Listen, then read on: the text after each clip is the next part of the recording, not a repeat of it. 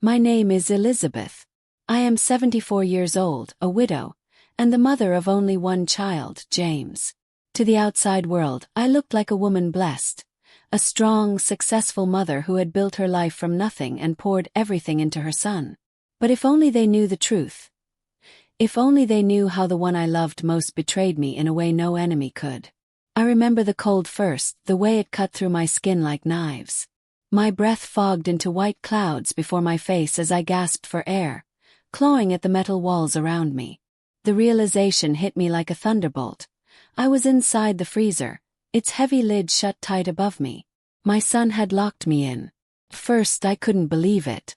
My mind refused to accept that James, my James, had done this. But then his words echoed in my memory, sharp and cruel.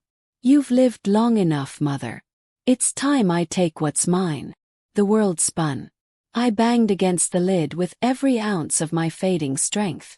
My fists grew numb, my voice hoarse as I screamed his name, begging, pleading, demanding to be let out. But outside the freezer, silence answered me.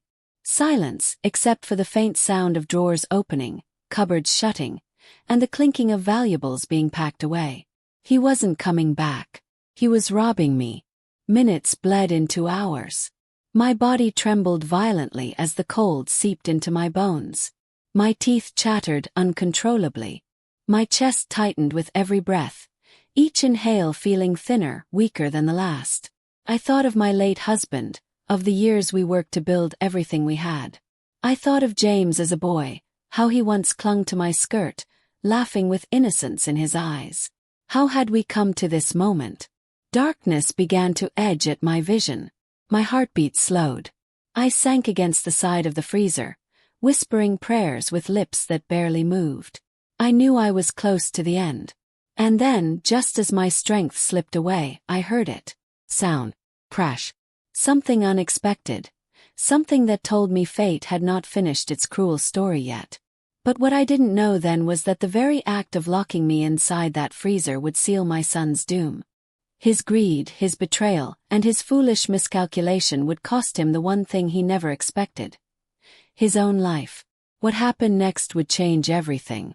Before the freezer, before the betrayal, there was love. I wasn't a perfect mother, but I loved James with all my being. When my husband died, James was only 14.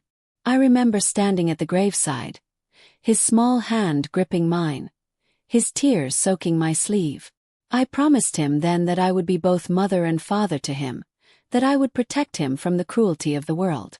I worked long hours, managing the small store my husband left behind. I built it from a humble corner shop into a chain of successful businesses.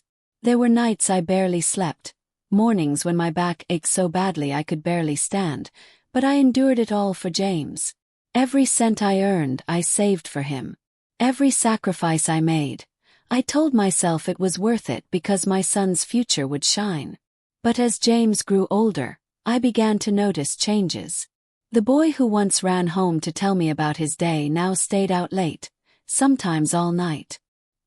He spoke to me with sharpness in his tone, his respect thinning as the years went by. I brushed it aside, telling myself it was just the arrogance of youth. Then came the money. He wanted more of it, always more. First it was new clothes, then expensive gadgets, then cars. I gave again and again, telling myself it was my duty to provide. But deep down I knew. His hunger wasn't just for money. It was for control. I remember one evening I found him rifling through my desk drawer, where I kept the keys to the safe. When I asked him what he was doing, he didn't even flinch. He looked me in the eye and said, "One day, all of this will be mine anyway. Why wait?" His words chilled me, but I forced a smile. I told myself it was just immaturity, that he didn't mean it. But in the pit of my stomach I felt it, the first true fear of my own son. And yet I stayed silent. Because mothers forgive, don't they? Mothers hope their children will change. Little did I know, by forgiving him over and over, I was feeding a wolf that would one day turn on me. I'll show you how James's greed grew into something darker, how love twisted into entitlement, and how the seeds of betrayal took root. Stay with me. The turning point came when I tried to set boundaries. James was 28 by then, a grown man. He lived in my house, drove my cars, spent my money as if it were his. One night at dinner, I told him things needed to change. "James," I said, my voice trembling, "you need to stand on your own feet. You can't rely on me forever. I won't always be here." His fork clattered onto the plate. His eyes narrowed. "What are you saying, Mother? That you'll cut me off?" I swallowed hard. "I'm saying you need to start working, building something of your own. I've provided all I can." The silence that followed was heavy, suffocating. Then he laughed, but there was no warmth in it. "Everything you have is because of Father.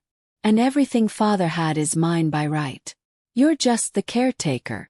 Caretaker. The word stung worse than a slap. But I said nothing. From that day on, his attitude shifted. He became colder, more calculating. He watched me, studied me, as though he were waiting for an opportunity. And then I noticed small things missing: jewelry, cash, heirlooms. When I confronted him, he denied it. His eyes hard and unflinching. "You're imagining things, Mother," he would say. But deep down I knew the truth. One night, I overheard him on the phone. His voice was low, urgent. "Don't worry," he whispered. "I'll get the money soon. She won't be a problem much longer." My blood ran cold. That was me. That night I didn't sleep. I stared at the ceiling, wondering what he was planning. I told myself I was imagining things, but my instincts screamed otherwise. Something terrible was coming. And I was right.